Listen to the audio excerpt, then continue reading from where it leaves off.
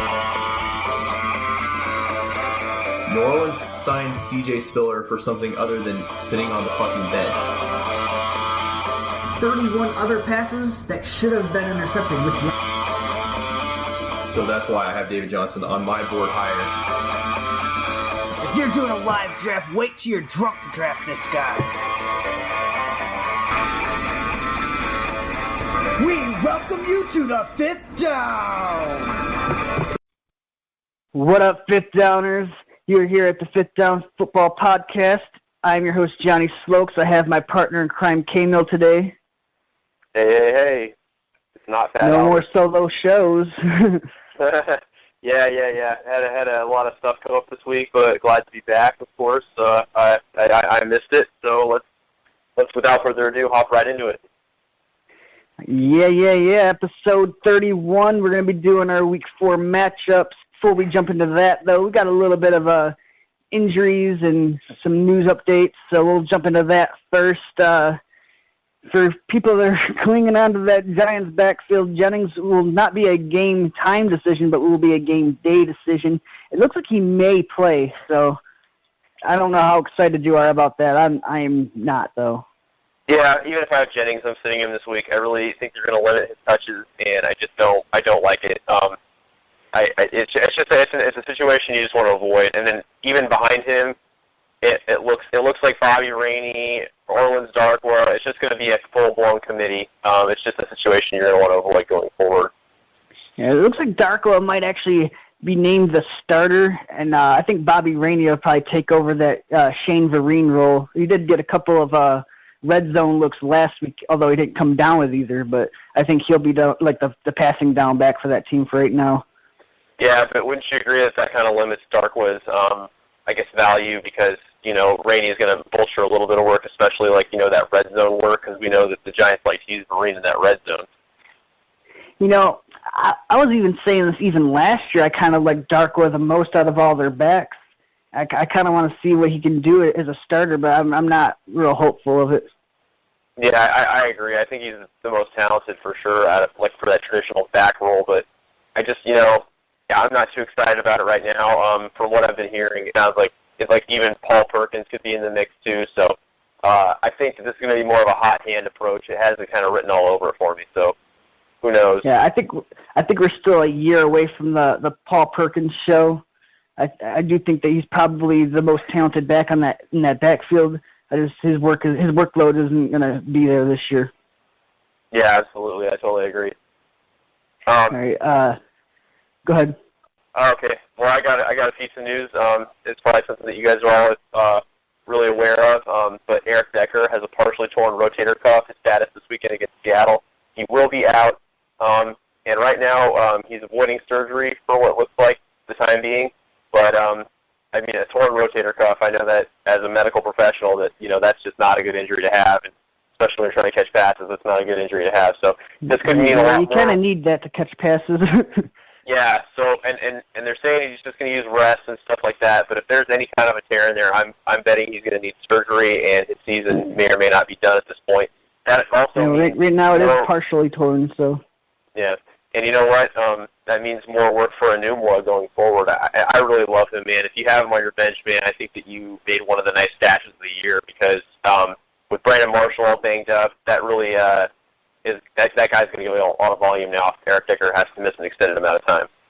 Another interesting piece of news is the Kansas City backfield. Charmander's Flame has gone out. He will not be playing this week. Jamal Charles will be activated, and he'll be making his debut, although we're not really exactly sure how much of a workload he's going to get.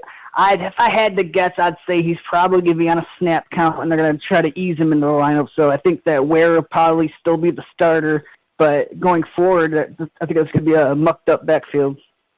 Yeah, I think so. I think that if you're a Ware or a Charles owner, this is going to be a situation you're going to want to. I would probably sit them both until you see what really is going to happen with the backfield. They're both decent flex plays, I think, because of the matchup. But at the same token, I think that you're going to want to sit and wait if you have a better flex option or something before you start either of these guys to see where the workload is going to be for both guys. kind of interesting to note that, Pittsburgh actually was getting ran on a little bit last week, and they gave up over 100 yards to Darren Sproles. So whoever gets that passing down work, I think, is going to have the more value this week. Yeah, that's interesting to analyze. I think that my money's on Jamal Charles, though. I think that he's going to see the most work this week. But they are kind of easing him back in, so you got to worry about that a little bit if you're an owner. You want to I don't think he's worthy of a start this week because I'm kind of sitting and waiting with him. How do you feel about Alshon Jeffrey this week? He was limited all week in practice. He's questionable for the game, which I do think he's going to play, but he's got a knee injury and a hamstring injury. Cutler's not going to be back, so it's going to be still being Hoyer throwing to him. Are you at all worried about it? I know that they do get a decent matchup against Detroit, though. Yeah, this is another reason why I think that the Detroit defense is a nice streaming option this week because Alshon Jeffrey's banged up, which isn't anything new. He's usually always banged up.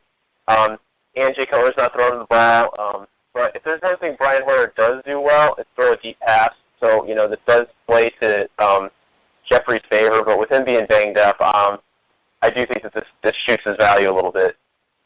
Sticking with the matchup right there, Eric Ebron, he got in a full practice on Friday. So it looks like he's a full go. Plug him in as a tight end one. I think he'll have a good game. I think so, too. I think that the Chicago defense is a nice streaming option for pretty much any offense facing them.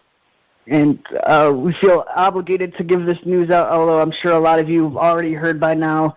Sammy Watkins placed on the injured reserve. He will be out for at least the next 8 weeks. Is he droppable at this point in time? Yeah, you know what? This is something I've really wrestled with. I think that if you have an open IR spot that you're not using for a better option at this point, I think that he's maybe worth an IR stash. But at this point, if you're a Sammy Watkins owner, it looks like he's going to be dealing with these split issues for the rest of the season. But if there's anybody that can come around and have a good back half of the season, it's Sammy Watkins, because last year he did the same. He was just banged up all year, and then all of a sudden he went on a crazy tear. So I definitely think if you have an open IR spot, you stash him on your IR spot. But if not, I think he's borderline droppable. You say have a guy that's, a hot waiver wire pickup that is going to blow up. I think at this point, I find it really hard to see Sammy Watkins getting on the field again this year because he won't be able to come back until week 12. And at that point, I'd have to say that the Bills are probably going to be like 2-9 or 3-8. And it's like, well, what's the point of bringing them back? You guys are already out of playoff contention. Yeah, and the other thing, too, is that I'm hearing reports that Sammy Watkins might not even be able to come back when first eligible. Like, he's really, I guess, Sammy's talking up his injury like it's nothing, but the coaches are like, and the medics are like, no, this is pretty serious. Like, you need to sit down and rest. And Sammy's wanting to play. Yeah, that Jones fracture does have a high rate of failure, and a lot of times they have to go in a second time. And the medical staff in Buffalo said that he will not need a second surgery, so that's one good piece of news for him, but the rest is looking pretty bleak. Yeah, I heard that it got re-injured because it was stepped on in practice. That's what I'm hearing on multiple reports. So, yeah. I'm just saying, Sammy Watkins is on your team. I think if you have an IR spot and you don't have a better option, I say that's I could see that happening. But if not, and you can find somebody better that'll help your team this season, I would drop him. Like Josh Gordon? Like Josh Gordon. I dropped his ass quick. Josh Gordon, he went into rehab, and he looks like the Browns are moving on from him. They don't want nothing to do with him no more. So, I mean, a good move on Josh Gordon to try to get his life together, but I doubt he'll ever play again in the NFL. Seems like that DNA test that he took came back and said he is the father. Maybe that had a little bit to play with it. But in the back of my mind, I'm thinking, what if he just, failed a drug test or something, and that's the real reason why he's going into rehab? You know what, that's what I'm very suspicious about, and I'm sure that's why he's been dropped at a massive rate, because people are like, it's just so fishy. He's about to come back in week 5. It was literally imminent that he was going to come back, and then all of a sudden he checks into rehab. I'm pretty sure the NFL isn't reporting it yet, but he probably failed a drug test, and it'll be reported in the next couple of weeks, and that's why he went to rehab, because he just couldn't stop fucking smoking pot for millions of dollars, which doesn't make any sense to me. if there was a week where he was going to get drug tested, it probably was this week. So kind of want to wait and see if there was a report of him missing a drug test or not, or failing a drug test. One or the other. I'm just speculating at this moment, though. So yeah, I actually do have a question though, because I have been giving this some thought. Do you think that, say his rehab stint goes well, and like we're talking it's like week 8 or something, do you see him getting signed to a team and making an impact at all this season? Like I said earlier, I have my doubts of him ever playing again in the NFL. Okay. Yeah, because I'm wondering if maybe that could happen if he catches on with a contender, say this rehab stint goes for, because, a traditional rehab stint's like 2 months, and then, he comes back and, everything's hunky-dory and, he catches on with a playoff contender. But, I just don't see it. This guy can't stay out of trouble, and you're just always hearing about it. And the Browns, after giving him 10 and 11 chances, they're done. They want to just end it right now. Dion Lewis was seen walking around just fine. It looks like he looked pretty healthy. He's obviously still going to be out for the first 6 games this year, but it's definitely something you want to monitor when he comes back week 7. I don't think that they're going to just put him in and boom, here you go, because he is injury prone, but I think they will try to ease him in a little bit. But if you're a guy that's been stashed on a Dion Lewis in an IR spot, I think that might be a nice little piece for the second half of this season.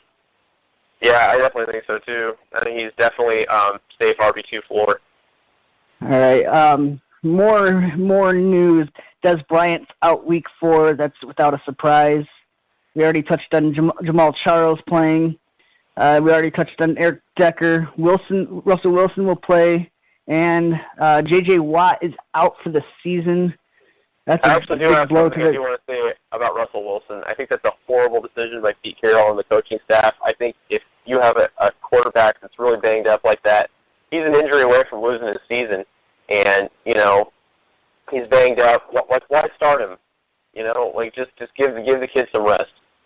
Yeah, we'll get into a little bit more of that when we get into our matchups. And do you have any more news or notes or anything you want to bring in before we jump into it? No, I think I'm good. All right, we'll jump right into it. Just be aware for you guys this week, the Jacksonville game will be in London, so they have an early start time. If you have any players that are playing for Indianapolis or the Jaguars, make sure you get your lineup set before then. And we're going to jump into that game. Who do you like winning this game between Indianapolis and Jacksonville? It seems like a game that could probably go either way. It's a neutral site game. Who do you got? Yeah, I actually like Jacksonville in this game. I think that this Colts defense is just Swiss cheese, and I think that Blake Bortles is going to finally be able to take advantage of it after struggling for the first 3 weeks of the season. He's going to get into rhythm this week, and I think that Allen Robinson is going to be my X factor this week. I think that this is a potential blow-up game for him. I love him in this game. You definitely got to look for their passing game to get back on track and not just more rely on the garbage time that they've been doing. Indianapolis has got a pretty bad secondary. They're ranked 26th in the league right now. They're giving up over 300 yards a game. So look for Beebe and Robinson to get back on track. And, Hearns has actually been really quiet this year. Yeah, he has. Yeah, and I wasn't really high on the Hearns train this year because I didn't think there was any way that Allen Robinson and Allen Hearns were going to be able to replicate what they did last year to over 1,000 receivers. I just didn't see it happening again. And I thought that Allen Robinson was going to take a step forward and Allen Hearns was going to take a step back.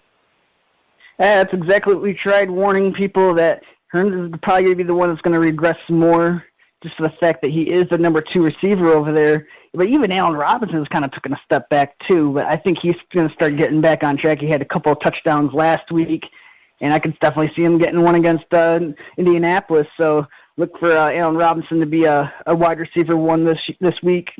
Absolutely. Do you see Jacksonville's run game improving? Because it's been fucking awful this year.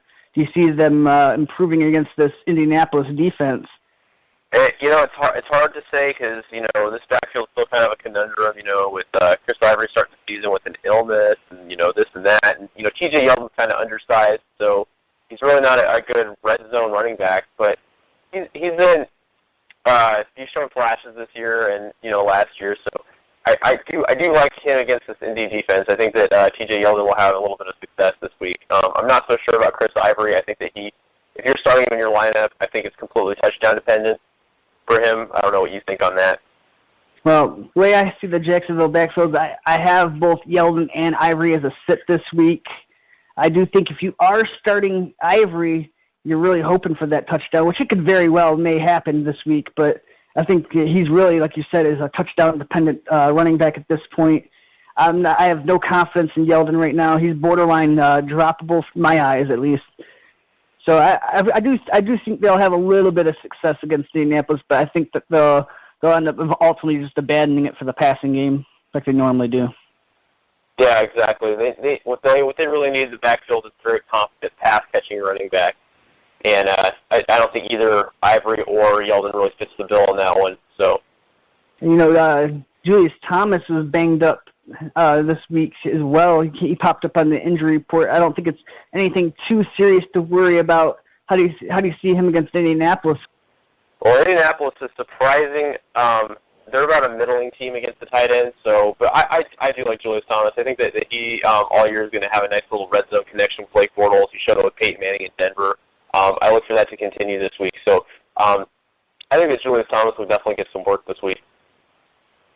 The only thing you got to worry about is his floor. I feel like he has a lower floor than a lot of tight ends that are, getting drafted where he was getting drafted. So that's one thing I have to worry about. But I think that he'll do okay this week. I got him down for like 5 catches, 40 yards. I see him scoring a touchdown too. So that's really what you got to rely on with him this week is he going to score a touchdown. Yeah, that's what I think. And I think most weeks he's a touchdown-dependent tight end. I think that some games he'll have a decent, he'll get you, 8 or 10 points. But I think that if you're really wanting a good week out of him, you got to expect that touchdown. All right. Let's jump over to the other side of the ball. We got Andrew Luck, who, he's kind of a guy where he's going to get his yards, but when you look at his performance after, it's like, man, that wasn't a really good game. Yeah, exactly. I think as far as the fantasy perspective goes, I think that Andrew Luck has been good, enough because, it's a high-volume passing offense, so he's going to get the blame no matter what. But the thing is, in a real-life perspective, he just hasn't looked good. It's so hard to explain because he'll make all these come-from-behind wins. They'll come from insane numbers behind, and he'll win the game because all of a sudden a light will click on in his head, and he'll start playing great again. So, I don't know. So it's a hard thing to peg, but... And I think this matchup is kind of a disguise for Andrew Luck because, Jacksonville's actually 7th in the pass defense so far this year. So I think that a lot of people might just say, oh, Jacksonville, they're a shitty team. Andrew Luck will roll, but they're only giving up 200 yards passing a week.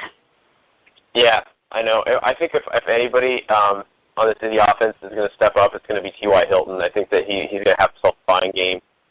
Yeah, I mean, kind of easy to say that once you see what he did last week. He fucking exploded. Yeah, and that's what I was expecting all year from him. I expected him to have like a career-high year. So I'm looking for that to continue. I think that T.Y. Hilton, as long as he's fully healthy and, he shows no signs of slowing up, I think that he's going to be a nice wide receiver one the rest of the way. Who's been actually surprisingly pretty productive this year has been Frank Gore. I believe he has a touchdown in back-to-back weeks. And it can very well happen against Jacksonville, who's 19th against the run. I think that might be the key right there. It could be, yeah. I think that he's definitely a nice RB2 play this week or a flex play. I think that he'll definitely get the volume. That's the thing that Frank Gore thrives on is every week he gets the volume no matter what. So it kind of depends on what he does with that volume. But he'll get the volume to have a safe floor every week as long as he's not too deep to shit to play. Yeah, those running backs behind him, they aren't really threatening his workload too much. I could see him getting like 16 to 18 carries this week. Oh yeah, easily. All right, I know we touched on Hilton a little bit. How do you feel about Dorsett? He has an ankle injury, so I hope that doesn't slow him up too much. But I think if anybody, if T.Y. Hilton has the game that I'm expecting him to have, I think that Dorsett's going to be kind of quiet this weekend. But I think that he's a decent enough flex play. I just don't think he's. I'm going to get a lot of heat for this. I just don't think that Dorsett's really that good of a receiver, to be honest. Like, especially if he's playing on the outside, I think he's more of a slot receiver. Because it seems like when I was watching him play, it seems like every time like he'd get press coverage, he was just taken out of the play. Yeah, that's another thing too. Yeah, he does struggle a little bit with man coverage too, and yeah, I guess that's a fair assumption to say, but you gotta look at that. But I think that Dorsett has a good enough pedigree to be good. But I think that Andrew Luck and this Colts offense are definitely missing the absence of Moncrief. I think that when Dante Moncrief gets back, this is going to add another element to this offense. And I just don't think that Dorsett fits that bill. All right, I'm going to ask you a question. At this point, is it Doyle over Allen at the tight end position? It sure as hell looks like it. Dwayne Allen's been awful quiet lately, and Doyle has been getting nearly all the red zone work. Doyle has outproduced Allen in all 3 games this year. I know he hasn't been quite what he was in week 1 when he had 2 touchdowns, but he's still getting a lot more targets than Dwayne Allen is. I think that Doyle's kind of filling in that Coby Fleener role from last year.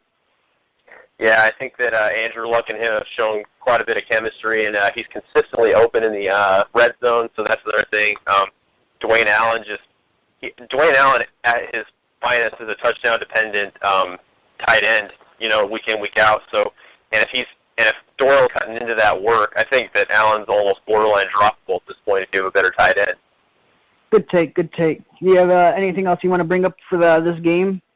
No, I think that I'm pretty much good. All right, well, what game do you want to talk about? I just covered the first one. Yeah, you know what? Let's talk about the Denver game.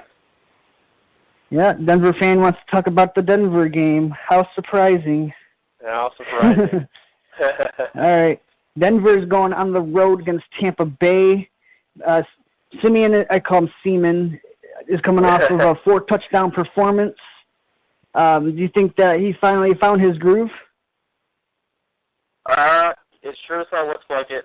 Right now, a lot of people are like, wow, why did the Broncos draft Paxton Lynch? This guy's pretty good. And, this is also, he also faced a team last week, a Cincinnati defense that was, a pretty good team against the pass. And Simeon Burnham and Emmanuel Sanders was having his way with that defense. So, this is both receivers had a good game. Yeah, exactly. So if Simeon can keep it up and Gary Kubiak will let him be him and let him air it out, I think this could be a good game for Denver. Yeah, Tampa Bay is seems like right now they're more of a middling pass defense. They're 18th right now. I think that Seaman will have a good enough game this week, although obviously you're going to have a lot of better options out there. But like I said this last show, he's a pretty good candidate for like a 2-quarterback league, though. Yeah, definitely. I think that he's now on solid footing in a 2-quarterback league to be your second quarterback. I think enough. All right, C.J. Anderson was all bottled up last week. I don't really think they really needed him that much, though, because how well they're throwing the ball. Do you think he's going to – I mean, I could say he probably is going to have a better game this week against Tampa Bay, but Tampa Bay's front's not that bad. They're right in the middle of the pack in terms of run defense. I think that, though, C.J. Anderson will have a bounce-back game. Yeah, I do, too. Tampa's actually has a better than advertised run defense. So, I think that C.J. Anderson will struggle early on to get those yards. We'll have probably in the first half, I'm seeing him have a low yards per carry. But then I think I see him breaking off a good long one, like a 40-yarder at one point in this game, and I think that's going to really up his fantasy day. I think it really depends on the game script for Denver. Like, if they come out and they try to force Anderson down Tampa Bay's throat, they're going to stack up against him, and I don't think he's going to have a good game. But if they try to mix up the play calling a little bit and throw some bootlegs in there, throw some play actions, I think that's going to open up the run lanes for C.J. Anderson this week. Yeah, definitely. I also look for Emmanuel Sanders. I really love that chemistry between him and Seaman last week, and I think that's going to continue this week. This Tampa air defense is easily exploitable. And I think if Simeon's going to take another step forward, this is a good game for him to really do it through the air. Air defense. Air defense. All right. Any word on the tight end position? Is it still going to be John Phillips? Yeah, it sounds like it. Virgil Green-Stollis is questionable. Wasn't able to get in a whole lot of full practice this week, so his status is still up in the air. But Virgil Green really hasn't been utilized the way I expected him to in Denver. So right now he's easily droppable on your team. If there's other guys out there like Clive Walford, you just drop him. All right, let's go over to the other side of the ball. Crab Leg Winston. I can see him having a quiet day against Denver, to be honest. But the run game is where Denver's defense has been getting beat up this year. Yeah, that's true. I could see Chris Sims having a good Chris Sims having a good day, and Jameis, Crab Leg Jameis. The last time he played a good defense against Arizona, we all saw what happened there. It was a 40-6 blowout. So I don't say that this game is going to necessarily be a blowout, but I do think that Winston could have a really bad day, especially because the top target is going to be blanketed by the best secondary in the league. I don't really see this happening. I think if anybody has a productive day, I think it might be, don't hate me for saying this, maybe B-Jax might have a good game. Winston has been averaging about 47 attempts a game so far in the first 3 games of the season. And what I've noticed is with this increased workload that he's been getting less efficient with the football. Yes, he's leading the league in touchdowns, tied with Drew Brees with 8, but he also has 6 interceptions, which is second in the league. So I think they need to cut back on his workload. He'll become more efficient, and their offense overall would be a lot better. Yeah, absolutely. I think that they need to feed Sims the ball more. Obviously, the injury with Doug Martin hurts a lot. He's that ground and pounder. But I do agree with you. I think that this volume is a little too much for him. Like I said, he's only in his second year in the league. I think that giving him this much volume, I think we could see something like Matthew Stafford, where he just throws a shit ton of touchdowns and a shit ton of picks, in 1 year. I just don't think Winston is that elite type of quarterback where he can throw the ball like 45 times a game. I think he's a kind of guy where you want to limit what he can do because he can also use his legs as well to be effective, Yeah, I can see that too. I like Jameis, but the thing is, I think that giving him that much, you're giving him enough rope to hang himself. That's no pun intended there. But I'm not trying to be racist. But I'm saying that the offense, if the coordinator's trying to get him to throw the ball 50, 60 times a game, I just, that's setting him up for failure right there. That is not a winning way. All right, we touched on Sims already. I think I got him like right around like a RB2, back end RB2 area. I think he'll be fine enough. Obviously catch the ball. It looks like Mike Evans is going to have a tough matchup. So maybe you might want to look at one of their secondary options. But I don't think the secondary option is V-Jax, to be honest. It's going to be Humphreys. He's been having some increased workload every single week. He went from 3 catches to 6 catches to last week he had 9 catches for 100 yards. I think it's safe to say he's surpassed Vincent Jackson on the depth chart at this point. Yeah, I guess you're right. But,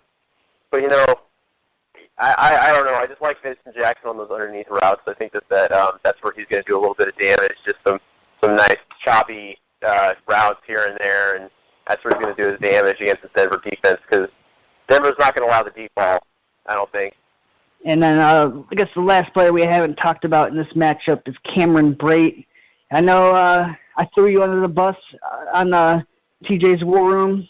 I was like, yeah, that was him that says he doesn't like Brate. I called him that he's going to score a touchdown. I think he misses out on a touchdown this week, though. Yeah, I know Denver can be exploited by the tight end position, but I just think that Cameron Brate is the kind of guy that he'll get you a touchdown some weeks, but the other weeks he'll get you like a line that's looking like 4 for 40. Yeah, I don't like him this week, but I will say this though: if he is out there on your on the waiver wire, I would grab him and stash him for next week. He has a very favorable matchup next week. That's some good foresight right there. Just think ahead. All right, then the next game that I will touch on is Atlanta is at home against Carolina. I think that this is a trap game for Carolina. I know they did lose the last matchup. The last time they played was like a meaningless late season matchup, but Matt Ryan is pretty good at home, and Carolina's been struggling lately. So I look for this to be a closer than advertised game, even possibly Atlanta upsetting them, putting Carolina down to 1-3. Yeah, you know what? I want to mention something while we're on that Atlanta side of the ball here. I didn't think that it was possible that they could support two backs in that backfield for Atlanta, but I'm actually mistaken. After seeing how they were utilized against the Saints, I think that they can absolutely support Devontae Freeman and Kevin Coleman. I think they're both RB2s for the rest of the season if they continue the way that they are, but I think that they can both absolutely have value on your team. At first, I thought Kevin Coleman was going to take the job right out from under Devontae Freeman. Turns out, though, they're both effective, and I think that they'll both have safe RB2 floors going forward in most weeks. Wouldn't it scare you, though? It's like you had the wrong back and he ends up getting hurt. Yeah, that's true. Yeah, so the first one to get injured, man, I think that's going to be like a lottery pick right there. Say you have Kevin Coleman on your team and you've been starting week to week, and then Devontae Freeman goes out. I mean, I think that you just had a winning lottery ticket right there. Yeah, Carolina, their defense on paper looks pretty good, but I mean, I've seen them give up some massive plays this year. Yeah, I think that the loss of Josh Norman is really kind of hurting them. Their secondary is really not nothing to write home about, and they're still top 5 pass defense, though. Yeah, I know, which is surprising because they have been giving up, like you were saying, some big plays this year, and I've been very surprised. Like, they let the 49ers, kind of run loose on them. The 49ers had a nice amount of total offense against them. It looks like we finally got an answer last week. It does look like Artis Payne is the starting running back again this week. Fozzie Whitaker only had like 10 touches last week, so I think it's safe to drop Whitaker at this point. Yeah, I was going to say that too. It's safe to drop him. There was a lot of hype saying he was going to be the guy and this and that, and you thought you were going to sneak one over on the Payne train owners or the guys that picked up the Payne train instead. But nope, it was not to be. I mean, just look what happened last year. It was the Payne train, But still, with that being said, I don't really think there's a whole lot of value in that backfield, just the fact that I don't see either one of them getting a lot of work once Jonathan Stewart comes back. And even when they get more playing time while he's out, I don't really see them scoring any touchdowns. So. Yeah, I see Payne train being valuable for the next 4 weeks because that's about how long Jay Stu is going to be out for. So I think that this next 4 weeks he's a decent flex play. All right, and what happened to Kelvin Benjamin last week? He put a big goose egg up. Yeah, he completely showed his magic trick and completely disappeared.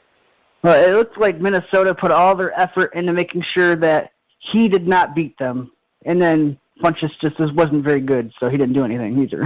Yeah, which is exactly what New Orleans did to Julio last week. They put all their effort into defending Julio, and then the whole team got run wild on. Julio didn't do shit, but so it's a horrible strategy to have. But yeah, it looks like Minnesota did the same thing. They put all their effort into shutting down Kelvin Benjamin, and if Carolina shows they're really that one-dimensional, I think this is going to be a common theme. So this is kind of something that I'm looking at, maybe worrying a little bit about, because if Cam Newton can't, get some of his other receivers involved, he's going to get his other receivers involved, or else people are just going to double, triple team Kelvin Benjamin, and then they're going to dare and be like, hey, throw to your other guys. I don't see that being the case this week. I know New Orleans did it, and they're not very good, but Atlanta's given up 313 yards through the air this year. I think that Kelvin Benjamin will have a nice little bounce-back game. I could see him getting like 6 or 7 catches, like 80 yards, touchdowns not out of the question. So I think it's safe to play Kelvin Benjamin this week. Even if he's blanketed by Desmond Trufant? Yeah, I'm not worried about him. Oh, all right. I'm sorry. I seen him week 1. I seen him play against a top-notch receiver. He didn't look that great. I know he excels against a lot of other receivers. I'm not worried about it because Kelvin Benjamin is too big just to guard one-on-one, in my opinion. All right. Really, there's no other receivers to talk about on that team. I'm not a big Funchess guy. Jen's more of a hit or miss. Greg Olsen, I think, probably has the safest floor on that team, in my opinion. I think look for him to be involved as well. Yeah, definitely. I think that Greg Olson does definitely have the safest floor on that team. All right. No, we didn't. We really didn't talk about Jacob Tamme and how he's like their second leading receiver for Atlanta right now.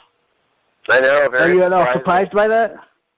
I am. I was actually kind of surprised too that how much Austin Hooper was utilized against the Saints. I thought he showed a lot of promise, but again, he's a rookie tight end, and we don't usually see a whole lot out of rookie tight ends. But yeah, Austin Hooper kind of reminds me a lot of Kobe Fleener, but his hands aren't as bad. Yeah, exactly. Yeah, he can actually catch a ball. Sanu kind of disappeared like after his week 1 performance. He's only gotten I think 5 or 6 grabs the past 2 weeks. So I think that they're gonna have to really rely on Julio and Tamme, kind of like how it was last year. There's force feeding the ball to Julio. Yeah, I think that he'll have a rebound game. Nothing spectacular. They are going against a pretty good pass defense, but I think Julio's going to have a bounce back. Yeah, I do too. I look for Julio to definitely bounce back in this game. Yeah, how do you see the backfield playing out? We know we're just saying that they're both like RB2s. Carolina's giving up about 90 yards a game on the ground. Yeah, I think that this Atlanta team is starting to kind of find an identity in that backfield. It looks like they really like Tevin Coleman in those short yardage hay and bale situations. Like if Matt Ryan's under pressure, he's going to ditch it to Tevin Coleman real quick and try to make something out of nothing type of plays. And then also it looks like he's getting a lot more red zone looks now. So it's kind of hard to predict, but like I said, I don't. Tevin Coleman's obviously not going to score 3 touchdowns every week, but it's very hard for me to explain this because they're both splitting red zone work right now. But I think that Tevin Coleman might dominate those touches going forward in the red zone. I think if I was a Devontae Freeman owner, I'd be a little bit worried about all the red zone work that Tevin Coleman's getting, because think about a lot of Freeman's value last year came in that red zone. Like there's games where he'd only rush for like 50 yards, but he'd have like 2 or 3 touchdowns. And it doesn't seem like that's going to happen a lot this year. Yeah, exactly. Yeah, it's definitely spilling a little more worry for Freeman owners than it is Coleman owners because Coleman's getting more and more utilized every week. But like I said, Freeman gets enough touches each week to be effective as an RB2 anyway. So, but yeah, if you're expecting what Devontae Freeman did last year, I don't think you're not going to see that at all this year. But all right, we can move on to. Let's move on to San Diego San Diego's at home against New Orleans. Now, interesting to note, this is the first time that Drew Brees has played in San Diego since his departure from San Diego. But I don't really think there's any revenge factor. I just thought that was kind of interesting to note. Yeah, that is interesting. I didn't even know that. That's cool to know. Anyways, I look at this. I want to start on the Chargers side of the ball because I think this is. We all know that the New Orleans defense is, Swiss cheese. Not to be repetitive, but there's a lot of nice options to play from this Chargers offense this week. Obviously, you have guys like Travis Benjamin, who I think is going to have himself a fine game. I think that Melvin Gordon is also going to have himself a fine game. In fact, I look at Melvin Gordon. He's my X factor this week. I think that he's going to be the make or break of this San Diego team, and I think that he's going to have himself a fine game. San Diego is smart. They would utilize Melvin Gordon like 20, 25 times this game and try to keep that New Orleans offense off the field, and I think they'll win with ease if they do that. I think, yes, you called it right. You're right on the money. I think Melvin Gordon is going to be the X factor in this game. I could see Travis Benjamin and Tyrell Williams both having nice games, nothing amazing. I could see them both getting around 80 yards. Philip Rivers, though, he's gonna tear them up. Yeah, I think so too. He's gonna eat them for lunch. Yeah, definitely. Do you see Antonio Gates starting this game? He is not going to play. I heard he's not going to play, and that's why I think that Hunter Henry is going to be a nice little streaming option this week. Yeah, he played very well last week. Yeah, it's always nice to stream a tight end against that New Orleans defense. Yeah, I actually could see Henry finishing as a tight end 1 this week. Wow, that's very high vote of confidence. The tight end position has been pretty weak this year. Like, there hasn't been a lot of great performers at tight end, so that's why I think he could be a tight end 1 this week. Yeah, no, I definitely agree. Yeah, there's been very few consistent tight ends this week, and we'll get into it in some of these other matchups. So I'm actually really excited to talk about one in particular. But, yeah, the tight end position's been very barren this year, and for a lot of guys, fantasy owners are really struggling to find a guy, that can consistently produce that position. So, yeah, I think that this is a guy, if he's out there on your waiver wire and you have a guy like maybe Dwayne Allen or Coby Fleener starting, I think that it's a no-brainer to grab Henry if you can drop somebody. All right. It looked like Ingram finally found his legs the last game. He had 100 total yards. How do you see him going up against San Diego? Because they are looking at it right now. They're the number 6 right now in rush defense. So that's kind of surprising. Yeah, it is surprising, especially because they were so bad last year against the run. But here's the thing about Ingram, man. He was able to get something going against the Falcons last week, but it was mostly in kind of garbage time that he really got a lot of his points. The thing about Ingram is, man, if you can get value for him, if you can sell him high, hopefully you already did. If not, I would try to, if hopefully he has a good week this week, you can sell him high, because right now, Travis Cadet's just getting too much passing down work. Hightower has looked pretty effective behind him most weeks. You know what? They're not utilizing Ingram like they utilized him last year. I don't know if it's to like keep him fresher this year or whatever, but I just really don't like what it sells. So if you can sell him high, I would sell him high at some point. Yeah, and Cadet's really not even fantasy useful either. Like, he's just kind of a nuisance. That kind of like all he's doing is blocking other people. Yeah, he's literally just being a fantasy nuisance because he's cutting into Ingram's value. And I'm surprised like that he's so faithful to this team that they cut him like 2 or 3 times already, like in his career. Oh, I know, yeah. He keeps coming back, and he's just a fantasy nuisance. Like, fuck Cadet. But yeah, if you can 2 for 2 trade somebody in your league, I just did one the other day with Ingram. I think you sell him high. All right. Drew Brees going up against San Diego's pass defense is towards the bottom of the league, giving up 322 yards. I don't think there was ever any doubt that Drew Brees would have a good day, so I don't think we really need to touch on him too much. We touched on Ingram. Wow, the question is, outside of Cooks, are you worried about the other receivers on this team? Snead's coming off a toe injury. He didn't play last week. Michael Thomas actually outproduced Cooks last week and looked pretty good doing it. He had like 7 catches, 70 yards. Do you see Snead falling behind him at all? Maybe not this week, but maybe like a little bit down the road. All I'm going to say about it is Snead kind of came in last year. He was kind of right man at the right time. Marquise Colston was on his way out the door, and the Saints really didn't have a true number 2 behind Cooks, and he kind of just stepped in to fill the role. I think he's just kind of a placeholder. I said it preseason. I like Michael Thomas going forward. I think that he's going to also. I don't think that he'll necessarily outproduce Brandon Cooks this week, but I still think that he's going to continue what he's been started now, and he's going to have himself a decent enough week. Yeah, and obviously we got Coby Fleener. You never know what you're going to get out of him at this point. Yeah, he's literally such a mixed bag right now. Drew Brees is like vowed that he's going to get him the ball, that he's going to get him involved. But right now, I'm just not liking how he's involved at all. Like, he got a lot more work. Don't get me wrong. He saved a lot of people's asses, with his performance last week. But he also had a lot of drops, and that's not good. He was able to get his fantasy nut last week, but with all those drops, I just, it's really concerning. You can get anything for Coby Fleener. I try to trade him. Otherwise, you're literally starting him, and you have absolutely no idea what you're going to get. All right. What's the next game you want to jump into? Well, let's actually talk about the. I don't want to jump around here too much, but I'm really excited about the Sunday night game, Kansas City, Pittsburgh. It's going to be a showdown. We've seen what Big Ben has been against when he plays against a good defense. Are you worried about him at all? He is playing at home. Yeah. I do like Pittsburgh. I think that the return of Le'Veon Bell is going to be really nice. I'm actually very excited to watch him play. Hopefully, he doesn't get suspended again. But no, I actually want to start on the other side of the ball here. I want to start with Kansas City, and I want to talk about, because we were talking about that tight end position, and I wanted to talk about one of the very consistent guys, if you grabbed him in your draft, Travis Kelce, man. I love this guy.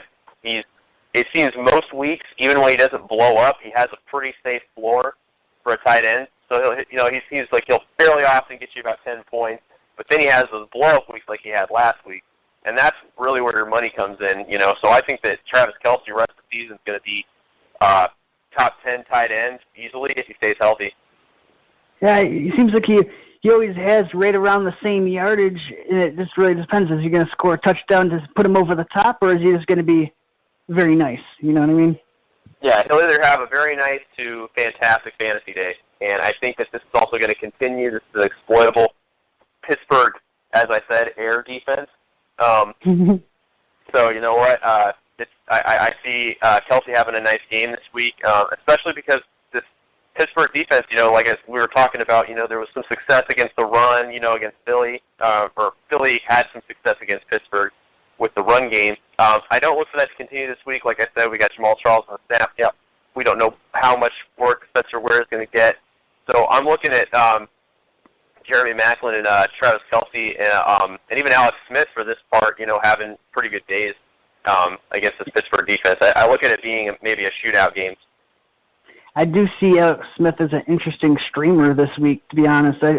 Pittsburgh's giving up 332 yards a game through the air, so I think that he'd be a nice little streaming option. Obviously, we touched on Travis Kelce. And Maclin, I think that he kind of suffers from being in this offense, but I think that he's going to blossom this week. Yeah, exactly. I think those are the three guys that Kansas City is going to need to step up this week, especially because, Pittsburgh does have a good run defense. So, it's been good 2 out of 3 weeks this year. Anyone else you want to mention? I think I see Ware as like a flex play. I would probably still sit Jamal Charles this week if I was a Jamal Charles owner, which I'm not. Yeah, I definitely don't own him on any teams, which is good for me. But yeah, I would still sit him. All right. The return of Le'Veon Bell. How do you see his? Do you think he's going to be the bell cow, or do you think they're still going to try to work DeAngelo Williams in there? Oh, I see DeAngelo Williams maybe like a third down, change of pace. Give Le'Veon a breather. But no, I think that Le'Veon is going to get an insane amount of volume going forward, and all indications are that he is going to just if he can stay healthy, which I know is a problem for Le'Veon Bell. And also staying in the league, which we know is a problem too. I think I see him getting insane amount of volume, and I see him as a guy that can potentially score 30 points every week. Big Ben was kind of trying to hint at that they're going to use Le'Veon Bell more as a receiver, saying he's one of the best receivers on their team.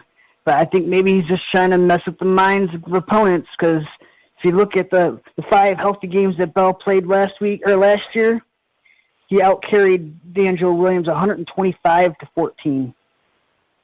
Yeah, and that's what I'm saying, too, is that he's a guy that barely ever needs a breather. He has great patience. I mean, he's just a great back if he can stay healthy, which is a problem for him. If he can stay healthy, man, the season highs this guy could have would just be unreal. Yeah, just stay healthy, stay off the pot. Stay healthy and stay off the devil's lettuce. All right. Obviously, Antonio Brown is Antonio Brown. He's kind of struggled a little bit last week, but obviously that's not going to happen every week. I don't think you have any worries about him because of who he is. No, absolutely I'm really not too happy. I'm not really not too interested in Jesse James, to be honest, either. No, I'm really not. I was kind of getting along the hype train a little bit after Ladarius Green and his concussions and all that shit. But I'm not so much on that train anymore. I thought that he was going to get some red zone looks. I'm not really high on his train. I don't see him doing anything. I see him being very mediocre, getting a line like 4 catches, 40 yards for like the rest of the season, and that's going to be the usual line for him. All right. Is there anyone that you want to talk about in this game?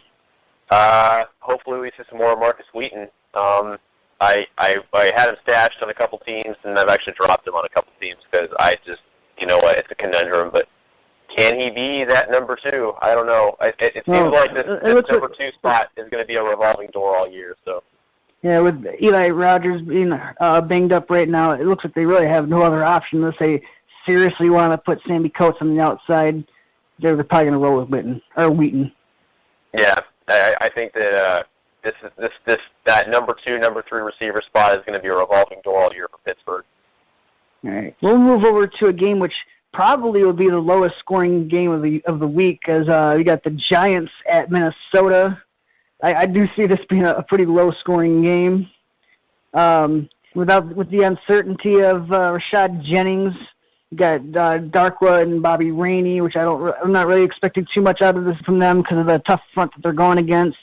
Same goes for McKinnon and Asiata, though, because the Giants have a top 5 rush defense, so I really don't see a whole lot of running room going on in this game. Yeah, no, I don't either. I don't see there being any, because these are both really at their finest points, committee backfields, and I don't see much success from either one. These are both good defenses, good run defenses, I should say. So, yeah, I totally agree with you, Johnny. And then, how real is this hype from Stephon Diggs?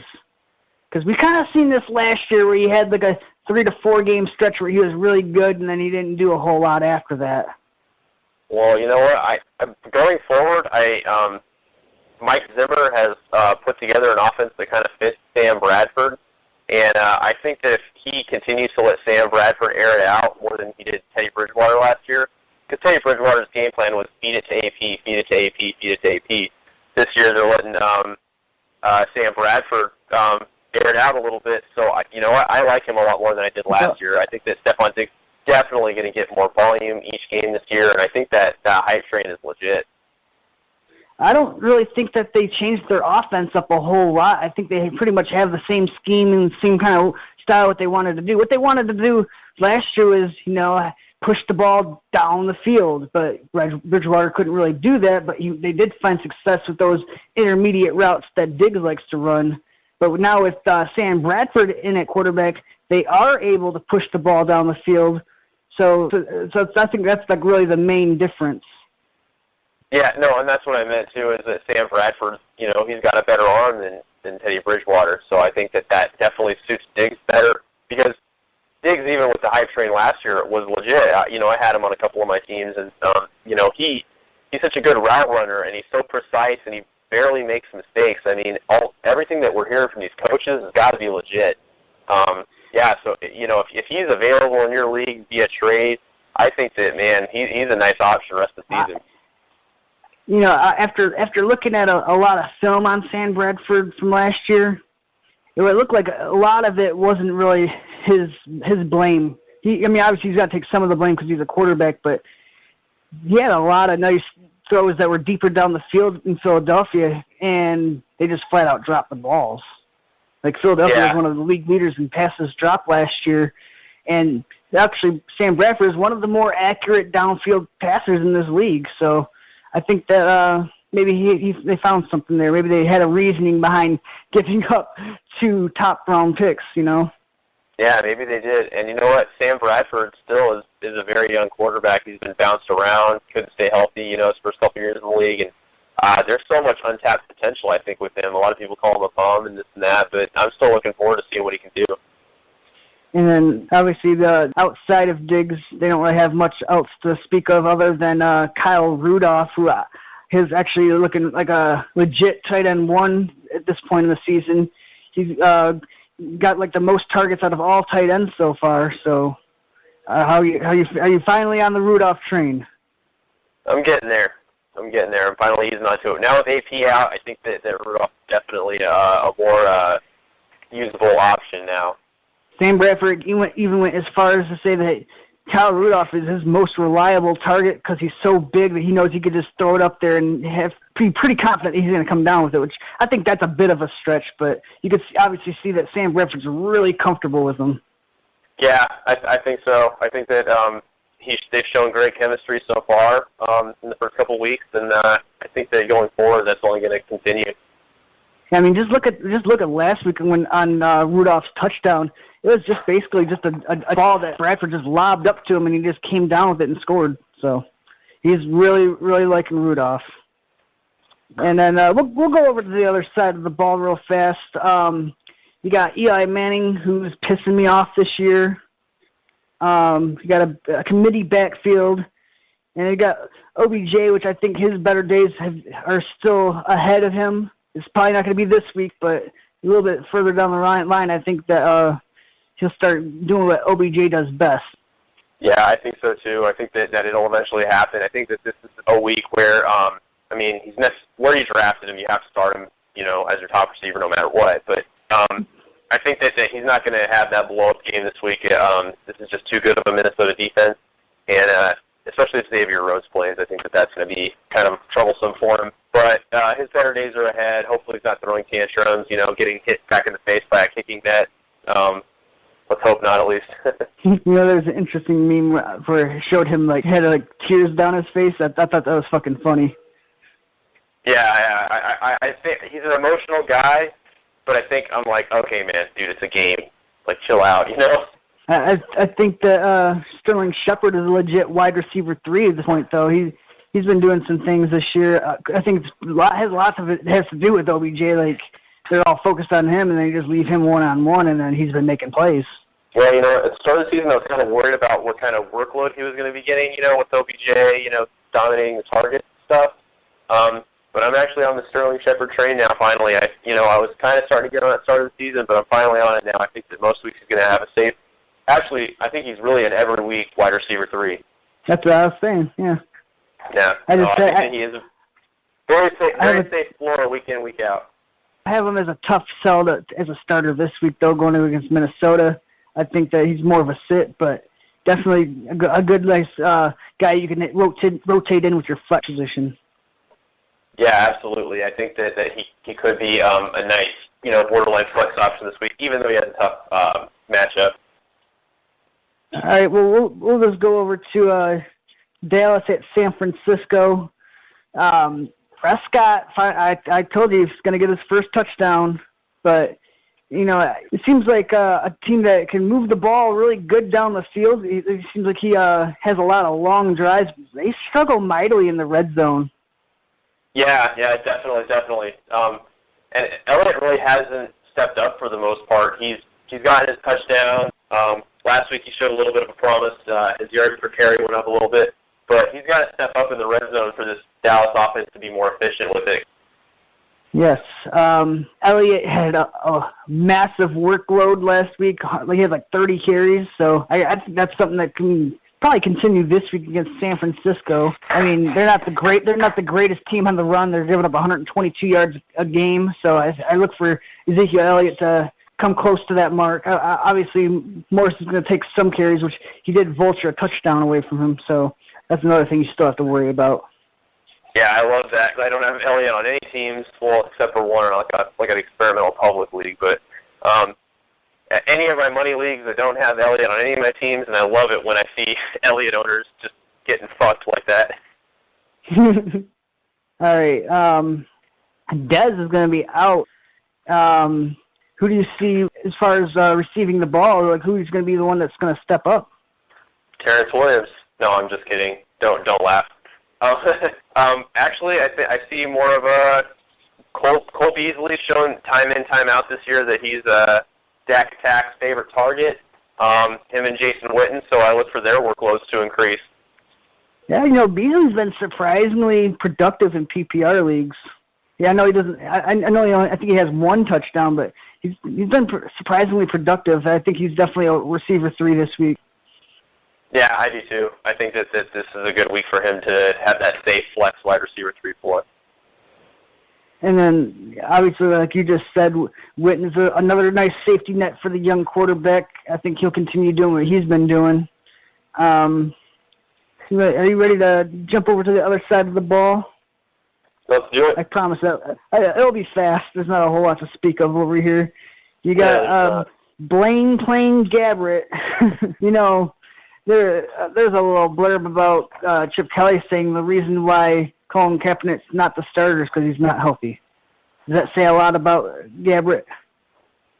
You know what? I think that I was actually going to say something about that too, because last week was absolutely fucking horrible. I was at this game. I did a flag detail at this game, and I was watching it, and I was like, damn, San Francisco is really bad. I watched it, and I thought Seattle wasn't having a good start to the season, but man, this San Francisco team is bad. And Ty got a lot of his work in garbage time in this game. I look for him to obviously get off to a better start, even though this Dallas team was saying their sole goal this week is to stop Carlos Hyde. And then as far as the quarterback situation goes, I think that Colin Kaepernick will eventually be the starting quarterback this year because it doesn't get much worse for Blaine Gabbert. He just did not show any promise. He wasn't making anything happen with his legs last week. He was making errant throws. I think he had 2 picks last week. I think that he's more of a placeholder for Colin Kaepernick when he's fully healthy to come back and start, because I was actually watching during pregame drills in this game when we got to go out in the field, and Colin Kaepernick was making some nice throws, like in the corner of the end zone. So I do think at some point this year you're going to see Kaepernick as the starter. Absolutely. I mean, to save time, there's the only player really worth starting for San Francisco is Carlos Hyde, and even at that, he doesn't have the greatest of matchups. Dallas is 12th in the rush defense right now, so but tread lightly. Obviously, if you have Hyde, you're going to start him, though. So. Yeah, exactly. All right, I think that'll pretty much do it for that game. We're safe to move on. Let's move on. All right. We'll do Detroit at Chicago. I do think this is a game where Detroit should win, but they probably won't. Is that fair to say? I mean, I think it's fair to say any week for the Lions. They usually piss down their legs at some point. But they have a promising start to the season. Marvin Jones looks good, and Matthew Stafford's been looking good. So, I think last week they just got off to too slow of a start against Green Bay, and by the time they finally got it going, it was too late. Yeah, they really they got it going in the second half, but yeah, it was too late. They were already down. There was too big of a gap, and but they could have easily won that game if they would have came out in the first half and actually played a little better. Yeah, Chicago is at the bottom of the list, pretty much at 30th in run defense. Do you see a guy like Dwayne Washington having some success if he has an expanded role? Because we obviously seen that Theo Riddick can't get the job done on the ground. Yeah, but Theo Riddick in that traditional backfield role is just not good. He's a guy that he needs to be catching passes. He needs to be that change of pace guy. That's where he thrives at. Dwayne Washington, I haven't seen enough of him to really vouch for him, but I do definitely see this as being an exploitable run defense that he could really have a good day against. Well, Green Bay actually had the number 1 rush defense, so it was expected to see neither one of them do shit. And with that being said, Dwayne Washington still had some pretty explosive runs against Green Bay. I know his final stat line wasn't really that good. He had 10 carries for 38 yards, but he actually had some nice runs in that first half, but then they fell behind and had to go away from it. So I think that he'll have a lot more success against Chicago. I think he's actually worthy of a flex play. Wow, worthy of a flex play. I do agree with you, though. I do think that this is a matchup that he can exploit. So I say, going forward, that could be a good play. I mean, obviously, as far as daily fantasy goes, there's probably far superior plays than Dwayne Washington. But I think that if you picked him up on the waiver wire right now, you're feeling pretty happy about that. Yeah, he did show some promise last week, that's for sure. All right. You got the Marvin Martian, had 200 yards last week. That was an outstanding performance. He was having a little bit of tightness in his legs after. I'm not sure if it happened during the game or during their practice, but I think he did pop up on the injury report, but nothing too much to be worried about. Yeah, I don't think that those numbers are obviously sustainable, especially because he's never come close to that his career, what he's on pace to get right now. But yeah, I mean, I think if you're in a league and you try to trade him, I really don't think his value can go any higher than it is right now. So if you want to try to get something for him, I would try to get something for him. But I mean, he's definitely a trade Hyde candidate. But what kind of players or receivers do you think you could get for Marvin Jones? Do you think you can get like a top 10 guy? Maybe someone that's really high on Marvin Jones, maybe. Maybe, or I'm saying maybe a 2-for-2 trade where you could get the potentially better receiver and a worse running back type of deal. Kind of what I did this week. I pulled off a deal with him. But I'm just saying if you can maybe work out a deal, if you have a hole in your roster like a running back, and you have a good amount of receivers that you're confident in, I think that you trade him for a good receiver for a guy that wants to shore up his receivers and something like that. But that being said, though, I do Marvin Jones is now obviously the number one receiver. There was some speculation it was going to be like a 1A, 1B type thing with Golden Tate, and that is not the case anymore. He is the number one over there. Now, I will say Marvin Jones is definitely a trade high option, but it might not really be a bad option to just hold on to him because I can't see him putting up like wide receiver 2 numbers for the rest of the year. So if you are a guy that's holding on to him, that's perfectly fine. But I mean, obviously there's gonna be a little bit of regression of what he's putting up right now. And if you think about last year, Golden Tate got off to a really slow start with the Lions, and then he picked it up a little bit towards the end and still ended up getting 90 catches. And I find it really hard to believe that he's not going to get 90 catches again. So I think Golden Tate will turn it around a little bit, but obviously Marvin Jones is the number one receiver over there. Golden Tate, in my opinion, he's really, really bad on the outside. He is not good on the outside whatsoever. To me, he's nothing more than a slot receiver. Yeah, I think exactly. I think that's a big reason why the Lions are very content with using him around the line of scrimmage too. Yeah, exactly. He's a yards after the catch guy. That's where he thrives at, and that's where they're going to keep him. All right, Eric Ebron, we touched on him during the news. He had a full go on Friday. He's going to be a tight end 1. I think he has about a good 60 yards. Always a chance for a touchdown. I'm not going to bank on it. Yeah, he definitely does. I do think that this week he's got an exploitable matchup, and I think that he could get a touchdown this week. Now, do you see Hoyer as a streaming option at quarterback this week against the Lions?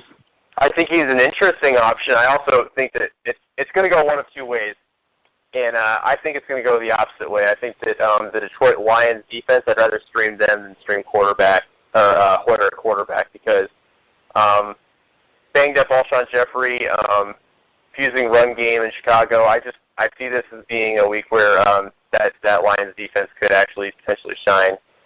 With it looks like Kadeem Carey's still banged up. I think that Jordan Howard, if this game is a close game, could have a pretty nice workload, and he's been looking like the best running back so far out of that backfield. I think if you picked him up or if you draft and stashed him, you're going to be pretty happy this week. That is true. The Lions are struggling against the run this year, so. They're 20th in the league right now against the run. So I definitely think that Howard is a nice flex play, maybe even an RB2 even. So definitely if you got him and you don't have any better options, plug him in. Plug him in. I actually think if Kevin White is actually a really nice play this week. He actually had a massive 14 targets last week, although he only brought in 6 of them. But if that volume is still there, I could see him having a very nice game against this Lions defense. Yeah, I thought about picking him up on a couple of my teams, but then I was like, you know what, maybe I just shouldn't waste the waiver priority. Especially if you're a team that was at the back of the waiver priority, that's a prime candidate to pick up this week. Yeah, that is true. Zach Miller had an explosion. I don't see him doing that again. I think he's more of a tight end 2 at this point still. Agreed. Although this week, though, he might still score another touchdown. The Lions are pretty bad against defending the tight end. So. Yeah, that is also a good observation. The Lions, I think they've given up a touchdown every single week to the tight end. Even Richard Rodgers scored a touchdown. Good old Richard Rodgers. What about Jared 2 for 9 for a touchdown. Richard Rodgers type of day. When they give up one to Jared Cook, that's when I'll say that you can literally stream any tight end against this defense. All right. Is there anyone else you want to mention in this game? I think I'm good in this one. All right. Let's move on. Tennessee at Houston. Houston with no J.J. Watt, the big blow to their defense. But Tennessee doesn't really have a great offense either. Yeah, Mariota has kind of taken a step backwards this year after showing some nice promise rookie year. I really just don't like Mariota at all. I said it when he got drafted. I just don't like him. But my hate for Mariota aside, Tajay Sharp is also taking a step backwards, and it looked like the coach was calling him out, saying that he took a step back. So I hope that he can get back on track this week, but this is kind of a tough matchup for him. Yeah, I was saying on TJ's show that I think that Tennessee is a little bit too hasty in dealing away with Green Beckham, and I think it's kind of showing their weakness at receiver now. And I think that has a lot to do with Mariota's digression as well. Yeah, exactly. I totally agree. But DeMarco Murray, I see him as a RB1 this week against Houston. I don't think that the run defense is going to be quite the same. So even with Watt, they're giving up 125 yards a game. So I think that DeMarco Murray's in line for a pretty good game. Yeah, I can definitely see that happening. He's been a very surprising candidate this year. I really wasn't on his hype train at all this year, and he proved me wrong. As long as he's healthy, I think that he's RB1. Yeah, it's starting to look like Derrick Henry is nothing more than a handcuff at this point. Yeah, I really thought that this was going to be a very confusing backfield and not to touch either one. But yeah, it looks like DeMarco Murray is really he's got a lot of steam. Are you at all worried about Delaney Walker's hamstring injury?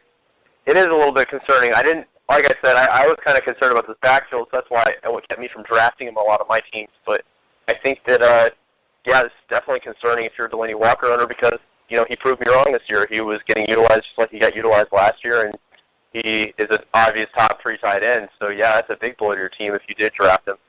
Yeah, I think it sounded like he was pretty close to playing last week, so I think he'll probably play this week. And if he plays, I think he'll do a decent job against Houston. Yeah, Houston's is a borderline exploitable team against the tight end. But I think if you have better options at tight end, or a decent option at tight end, I'd probably play him over Walker just because he is coming off an injury. So. Very true. Very true. All right, we'll move over to the other side of the ball. Coxswaller looks like a pretty bad quarterback. Yeah, I'm actually really happy after watching how well Simeon played and how horrible Coxswaller played. I'm glad because there were a lot of green flags with Osweiler, like everybody was really liking him and this and that. I was disappointed when he left, but there were also some red flags, like he took too many sacks and he didn't look poised in the pocket, and that's what happened last week against New England. He just did not look poised in that pocket. He threw a lot of errant passes, and he had no awareness. He was getting sacked. I think he got sacked like 3 or 4 times. He reminds me a lot of Ryan Tannehill. Like he doesn't have a lot of foot movement in the pocket. He kind of overthrows on some passes. I'm not a big fan of his. I'm not either. Not at this point anymore. I was when he was in Denver, but I'm very happy with Denver's decision to not sign him to buku dollars. And it's a typical free agent deal. You think that this team thinks they're getting the guy, and they sign him to a huge money deal, and he just doesn't produce. And then 2 years later, he's cut. I could see this definitely happen with Osweiler. He just has not been impressive. We've seen it numerous times in the past where like these quarterbacks get this massive contract and they do nothing with it. So. Yep, and I could definitely see that with Coxswaller, and I can't say enough bad things about him.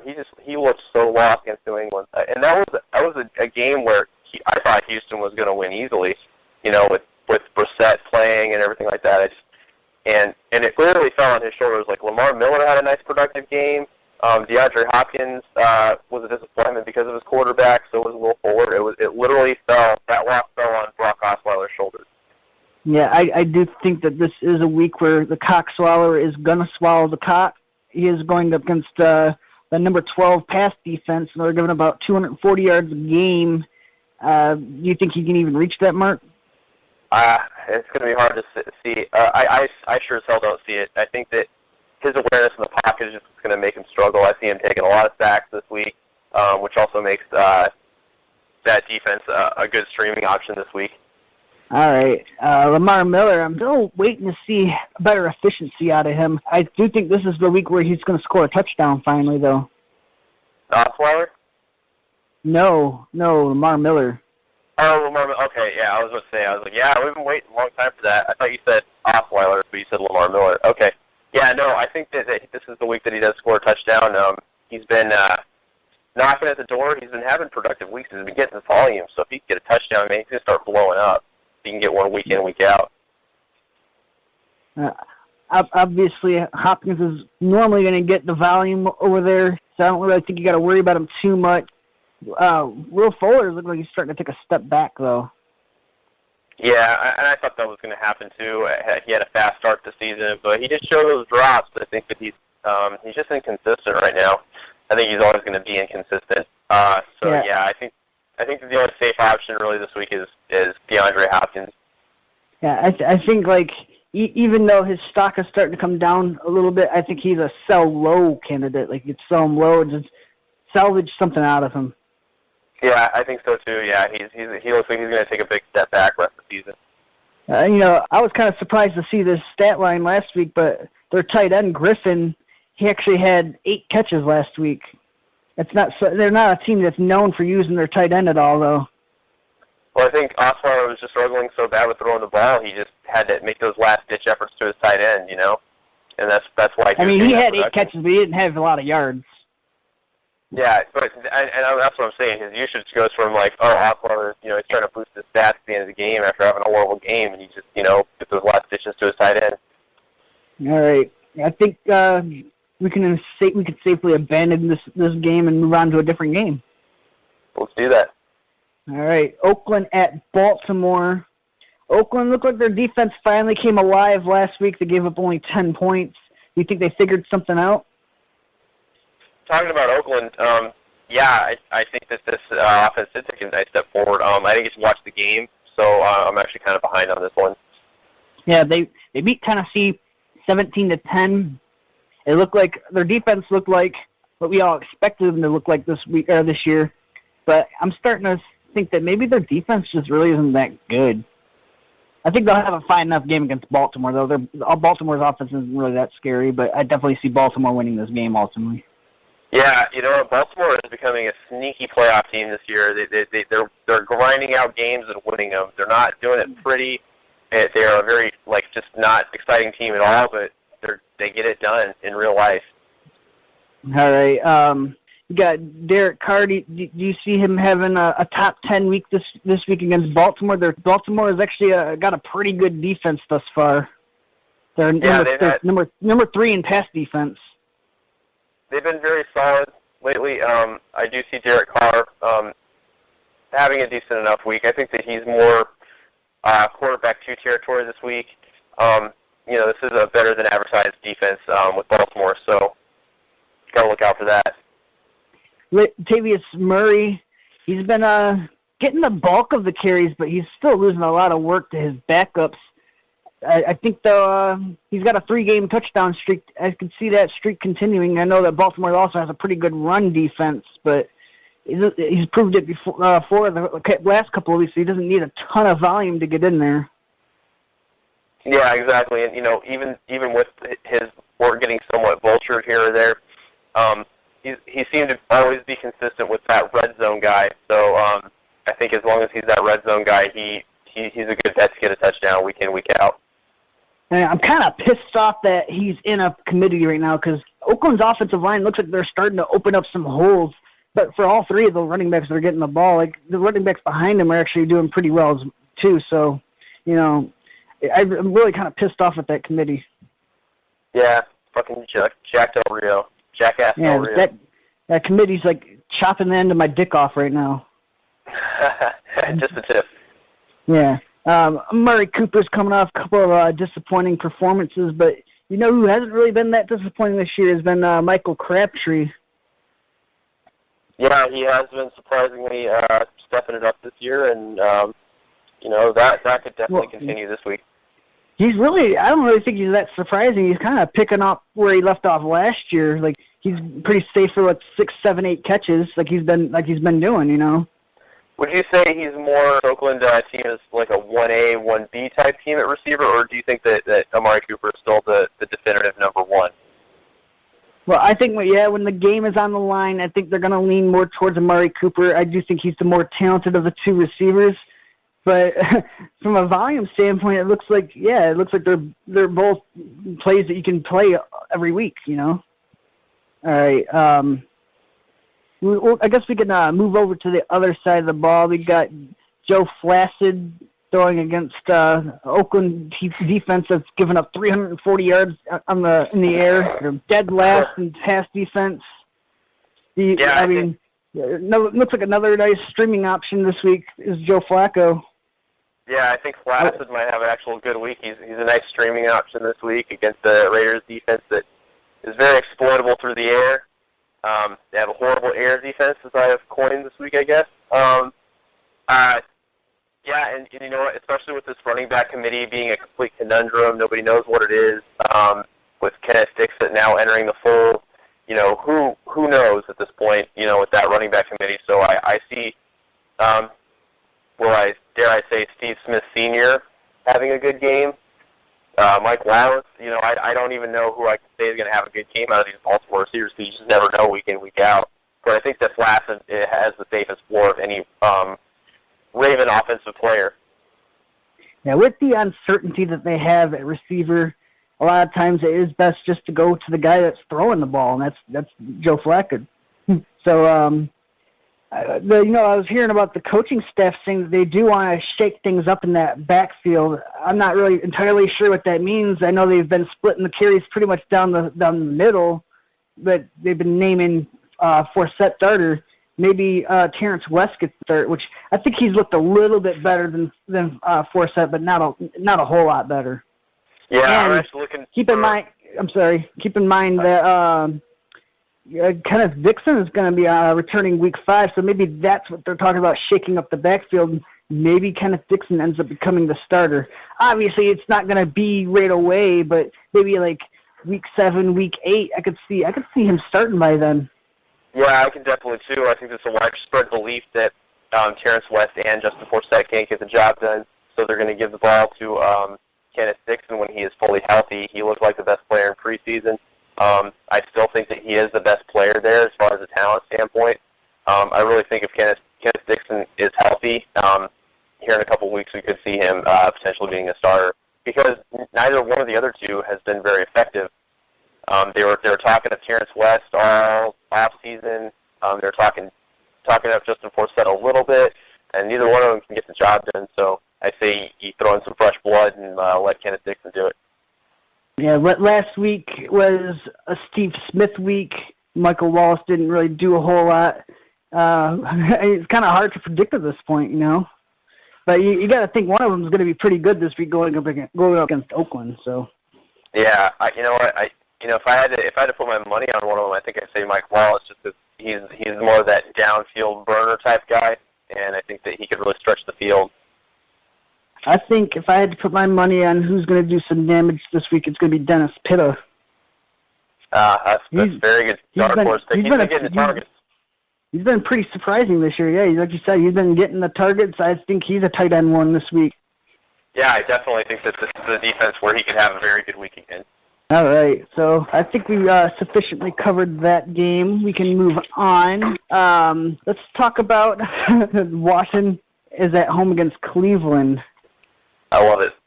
Yeah, Kessler's going to be making another start for Cleveland. I know Terrell Pryor, he was one of the hottest pickups this week because of what he had like 200 total yards. He was a do-all guy. Yeah, he was throwing the ball, he was passing the ball, he was running the ball. I mean, this guy was doing everything last week. I think this week it's getting to the point where Terrell Pryor is going to throw a touchdown pass to himself. That wouldn't surprise me. I know I'm on board with Pryor. I think he was a great pickup for anyone who picked him up. But I have a little bit of concern about him from week to week with Cody Kessler as the quarterback. You're going to see some weeks where he just puts up some shit. You know what I mean? Yeah. And I know Washington doesn't really have the greatest defense, but I really don't think it takes a great defense to shut down Cody Kessler. So that definitely buyer beware about starting Terrell Pryor.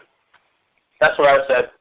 And not to mention, if Josh Norman ends up blanketing him, which we all know that the Redskins defensive coordinator is an idiot and won't let Josh Norman go up against the top receivers. So I don't know at this point, but it's kind of buyer beware. You got Cody Kessler, who's a very unproven quarterback. Had good enough to win week last week, but he's really not an impressive guy going forward. Right. How do you see Cleveland's backfield shaping out? Obviously, you got the Crow, you got the Duke. Crowell's been getting the bulk of the carries. I think he's a safe option. I would probably say he's more of a flex option at this point. But I see his stock coming down a little bit. Like, yeah, I think the teams are going to start stacking the box against him. Yeah, you probably were better off trading him once he started having these good games. So I think I do see some nasty games down the road for him because, like you said, they're going to start stacking the box with Cody Kessler at the helm. Yeah, exactly. They're going to dare him to throw. So I think that like I said, I had Crow on a bunch of my teams, and I traded him in a bunch of my teams too because after he had that blow-up week where he had the 85-yard touchdown, I think in week 2 or 3, I went ahead and traded him high and ended up getting some nice pieces for him. Would you feel comfortable starting Gary Barnidge? Oh, no, I don't. Not unless he was my only option. I mean, he had like 6 for 60 last week. It's still kind of a little bit uncertain of like what kind of chemistry he's going to have with Cody Kessler. I think I'd rather leave him on the bench if I could, you know. Absolutely. I think that he's a guy I just want to avoid because of this whole situation. I think he might be a guy that you could maybe stash if you have an open spot on your bench, for when McCown comes back. McCown likes to utilize Barnidge, but other than that, I say no. All right, let's jump over to the other side of the ball. You got Kirk Cousins. He's going against a Cleveland team that is giving up almost 300 yards a game. Obviously, he's playing at home, so he should probably be a pretty good play. Yeah, I definitely like Kirk Cousins this week. I think that he will actually have a pretty good week. This is an easily exploitable Browns defense. And I really like Djax in this game too. I think it's a great matchup for Djax. Yeah, the guy I'm more interested in for that receiving core, other than Deshaun Jackson, is actually Crowder. I think Crowder's probably end up having the better game between the two. I think if he was another guy that was on the waiver wire, and if you picked him up, I think you should probably start him this week. I'm starting him in one league over Willie Snead, so I can't say enough about this Crowder guy. Wow, yeah, a lot of people jump on the Crowder train. I do like him too, Clan Crowder. But you know who I also like this week is who doesn't like Jordan Reed this week? He has been out of the end zone through 3 weeks, and I think week 4 we're going to see him hit the end zone. I mean, he's got to get in there eventually, right? Oh yeah, well, talking about a guy who what did he have last year? I mean, he was one of the league leaders as far as tight ends and touchdowns. Yeah, I think he had like 12 or something like that. Yeah, he was the touchdown guy, and haven't seen one yet. So I look for him to start heating up here. He's been kind of quiet. I think this Browns defense, though, is a great place to start for him. Yeah, I seen an interesting stat on Kirk Cousins. He's on pace for like 5,200 yards, which is awesome. And wow, that's really good. I want that on my team. But he's only on pace for like 16 touchdowns. Yeah. So I think that the touchdowns are going to eventually come for that team. They've been another team that's been really bad in the red zone. Yeah, they have been, and they need to improve in that area. This Redskins offense just has been struggling, like without a doubt, as far as especially through the air with touchdowns and everything like that. They are not a very efficient team in that red zone. They really got to improve that. I think Matt Jones is an interesting play this week too. Coaches staff has been saying that they do want to run the ball more in the red zone. And Cleveland's really not that good in run defense either. They're giving up 109 yards a game. I think that he's an interesting little play, maybe in a flex play. But if you have better options, you're going to play the better options. Yeah, no, and I was just saying that. Yeah, I think that Matt Jones is one of my X factors this week. I think that Matt Jones will be a very surprising play this week. I think that a lot of fantasy owners that decided to play him in that flex position are going to be rewarded because the Browns defense is just incredibly bad all around. So I think that he's a great. I wouldn't say so much he's a streaming option because he's obviously the leader of that backfield. But yeah, I think that players can definitely do a lot worse at that flex position. All right, I think we sufficiently covered that game as well. We'll go Seattle going at New York, playing against the Jets. I'm a little bit concerned about Russell Wilson playing because, the Jets do have an awesome front line, and, Seattle has a really bad offensive line. I could see them getting after Russell Wilson, so I think it's kind of foolish that they're just going to throw him right into the Lions then, but I think I could see them pulling out a late one against the Jets on the road. Yeah, that's very interesting take. I'll give you my 2 cents. They paid Russell Wilson a huge contract to be the guy in Seattle, but then they paid him so much money they can't afford to protect him, and now he's getting banged up back there. And I think this is a Jets team that could be if he could suffer a season ender at any point this time because he's got a sprained MCL, he's got a high ankle sprain. It's just not good, and it's not just like both on one leg. It's on one high ankle sprain on one leg and then an MCL sprain on the other. So this is not good. He's one injury away from losing the season. I think this is a horrible decision by Pete Carroll to play him. I think you need to give him at least a week of rest. But I'll go off my rant here and say that, I think this is a game where Russell Wilson, with his limited mobility, could really struggle against this Jets team. The Jets have a secondary that can be exploited. They're giving up 284 yards a game.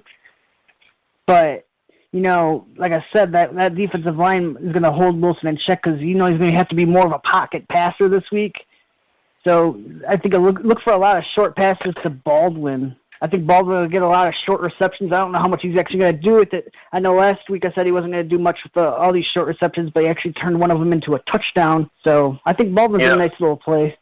You know what? My X factor this week is going to be Jimmy Graham. If Jimmy Graham plays, I know he's questionable. He had some limited practices this week, but it looks like he's going to play. You know what? I talked him down all year, and I actually have to say now I am finally on board with Jimmy Graham.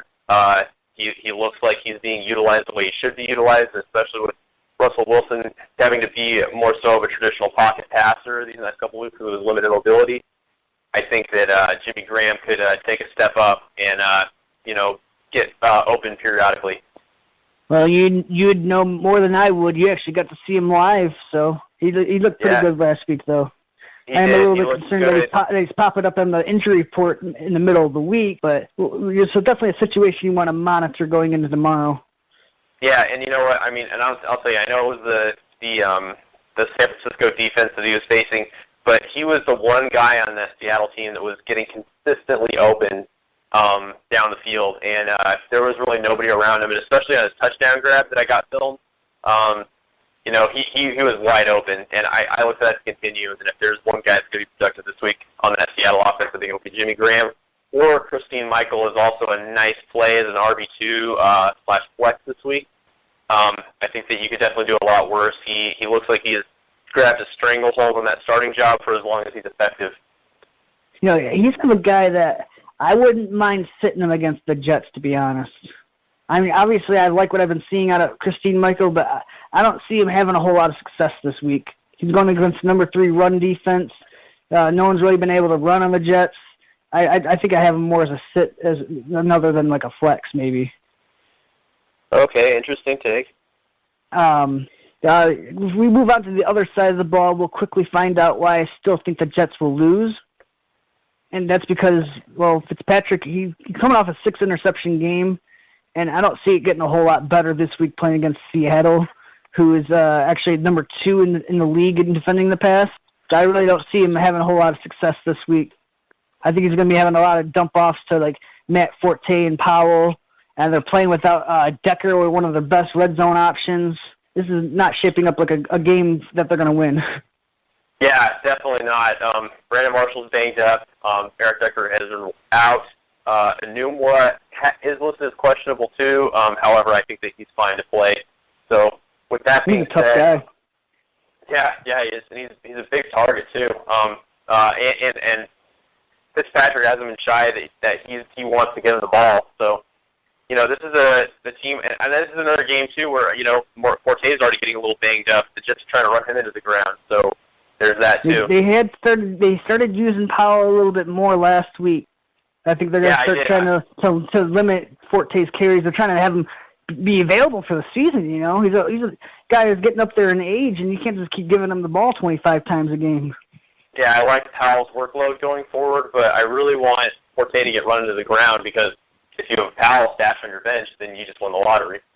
I was just about to say, a lot of people have been dropping Powell because he hasn't been used, and I think that's a mistake. I think that, you remember what happened last year? Like, he was being utilized in the second half of the season because they ran Chris Ivory to hell, and I think that he's going to get a lot more work as the season goes on.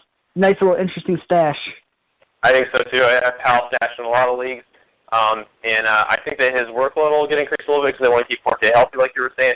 But I really hope that Forte gets run to the ground because I don't own Forte on any teams, and I own Powell on a lot. So it's a winning lottery ticket right there. Marshall's banged up. I think Anun will probably have the best game, to be honest. Yeah, I'm really looking forward to that. And I have listed for the Jets tight end, it's listed as who cares. Yeah, well, it's listed as actually Austin Seferian-Jenkins because the Jets signed him. But, yeah, it's who cares. They don't use the tight end. Yeah. No, last year I think the Jets only had 8 receptions to the tight end. Yeah. That is true. All right. So we'll move on to Buffalo at New England. It looks like Jimmy Garoppolo is going to start for New England. Although I wouldn't be surprised if Bill Belichick doesn't show his hand. He said that he's not going to name the starter until game day. So if I had to guess, I'd say Garoppolo is going to be the starter. Yeah. Belichick's a very tricky guy, hard guy to read. I will agree with you. Say Garoppolo is going to start. Yeah, I think if there's one guy on this New England offense that's shown has been good all around, it's been LeGarrette Blount. So I look for that to continue this week, and I think LeGarrette Blount will have a fine week. Yeah, Garrett Blount will probably have another 20, 25 carries, but I think that Garrett Blount's a sell high candidate. I think if you could sell him high now before Tom Brady comes back, you're probably better off because I think his production is going to drop once Tom Brady comes out. Tom Brady likes to spread out the offense and spread the ball around to everyone, and then there'll be some games where Blount will have like 20 carries, and there'll be some games where Blount will have 5 carries. So I think he's an excellent sell-high candidate. I agree with you. But as far as speaking this week, I think that he'll be just fine against Buffalo. Buffalo is a little bit middle of the road in run defense. I think he'll have a fine game. I could see him getting like 25 carries for like 80, 90 yards. I can definitely see that happening. Yeah, Buffalo is definitely a middle-of-the-road defense. Their secondary actually looks kind of improved, but, against Arizona, I don't know. I can't even comment on that game. That was very surprising to me. I was saying this on the other show I was on, that I think a lot of that had to do with the fact that Arizona, they typically play in the afternoon games. When they play in the West Coast, they play like the 125 game. Well, if they're playing on the East Coast and you're playing the early games, that's like them playing a game at 10 o'clock in the morning. I think that had a lot to do with the fact that they're jet-lagged and it was a poor performance all around. Yeah, absolutely. I think that's a good assumption, but I was just confused. I just thought that Arizona team just really fell flat on their faces in Buffalo, and I was really expecting more. Even if Buffalo, would have pulled out the win, that would have been so surprising. But I think the way that Arizona performed last week was the most surprising part. Edelman and Hogan, it's a little bit more of a guessing game with the receivers right now. I think I still like Edelman a little bit more than Hogan. How do you feel? I'm on the Hogan train, man. I think that he's just going to get more and more work, especially this week. I don't know so much when Tom Brady comes back how he'll be utilized, but like I said, I hate to be a racist, but Tom Brady loves those little white guys. And I think that this week, the Hogan's and Garoppolo's favorite target. But, yeah, I think when Brady comes back, I think that Edelman is going to be more heavily utilized.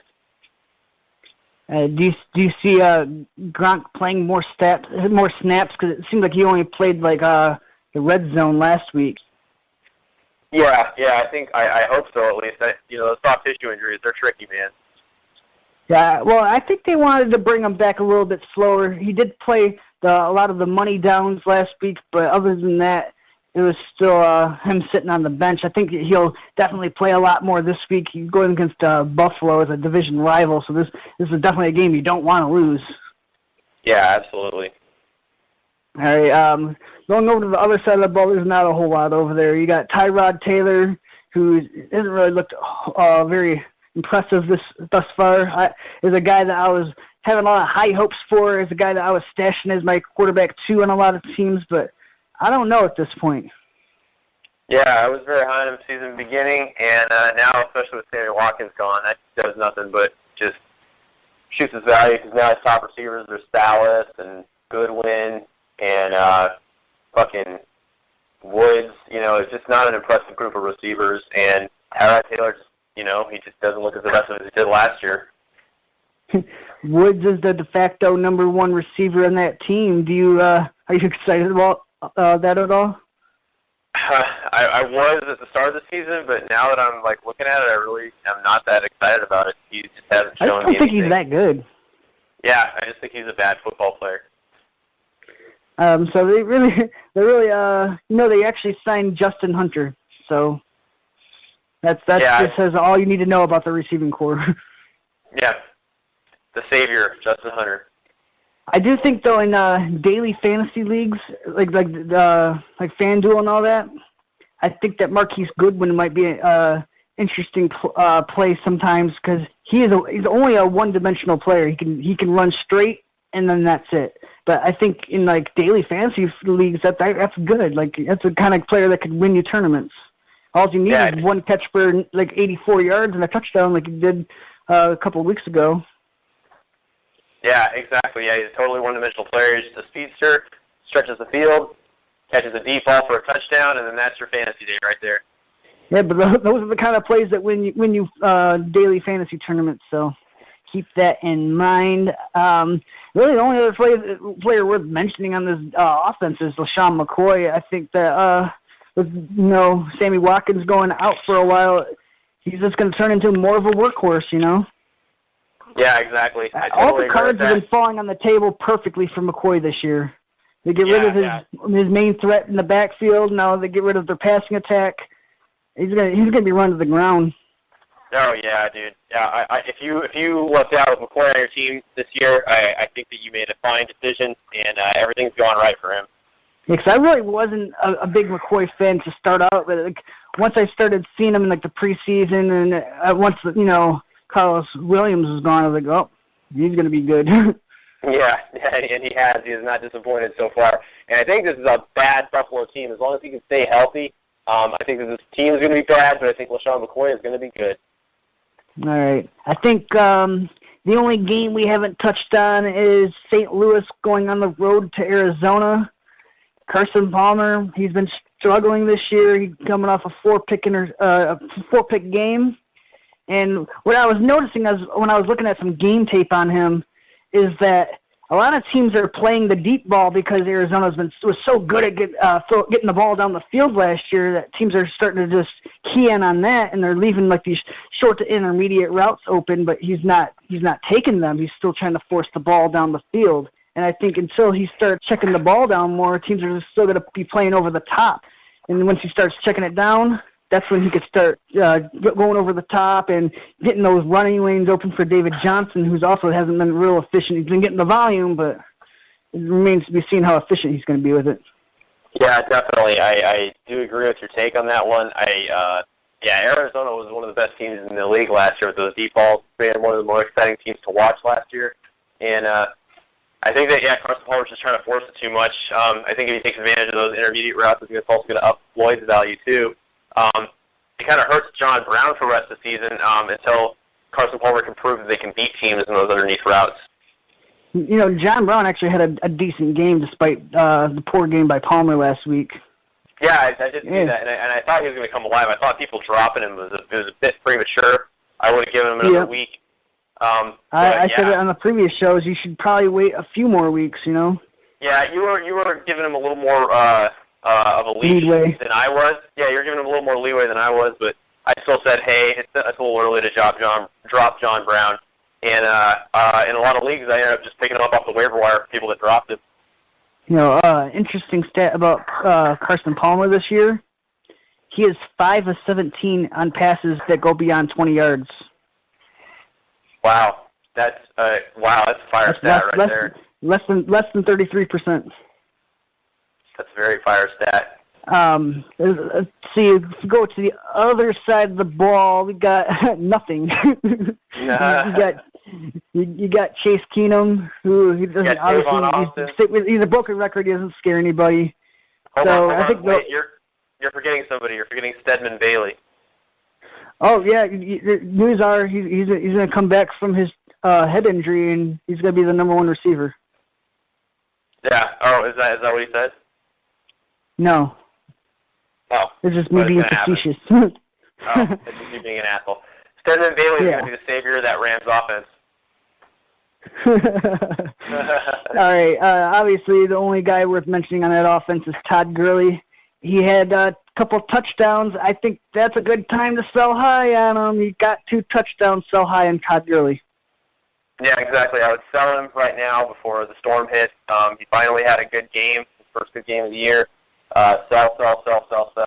Anybody that still believes in Todd Gurley and will pay a high price, especially a Rams fan, give him Todd Gurley and take what they got. All right. Is there anyone else you want to touch on other than Todd Gurley?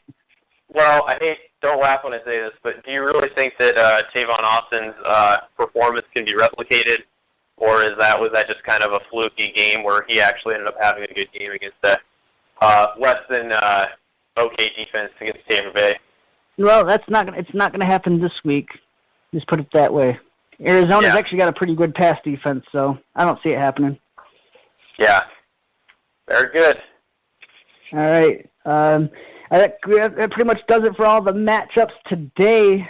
We apologize for not having our Week 4 rankings up. Just a lot of shit has been coming down this week, so don't worry. This show will make up for it. Well, at least I hope it did. Yeah, I hope so. Stedman Bailey, baby. The fifth down, we will be taking questions from now until game time, so please send in your questions on Twitter. Fifth Down FF is where you can follow us. Please rate and review us on iTunes. We greatly appreciate it. We're trying to get some more exposure. And that'll pretty much do it for today's show. Yeah. Hey, everybody. Hope you win this week. Good luck to everybody. Hopefully my team does well. It's not looking too good right now. I had a pretty shitty Thursday night for some of my players, but hey, stay classy.